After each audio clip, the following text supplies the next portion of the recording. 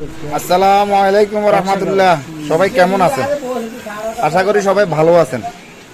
কি রে ভাই, আমাদের সরকারিরা ইউনিয়নটা এমনভাবে ভাইরাল হয়েছে যেটা কল্পনাবিহীন, যেখানে মানুষ জীবনেও যাইতো না।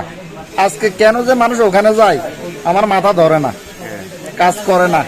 কিন্তু ওখানে ওই জায়গার ভিডিওটা, আব্দুর রব বাজারের পাশে একটা ব্রিজ, ওই ব্রিজের ভিডিওটা আমরা বিগত 1 বছর আগে আপনার ভিডিওটা করলাম, তখন ভাইরাল হয় নাই। এখন কেন ভাইরাল হলো আমি বুঝলাম না। এটার ভিতরে কি হাঁদাইছে আর কি মধু হাঁদাইছে এটার ভিতরে, ওটা তো বুঝতেছি না।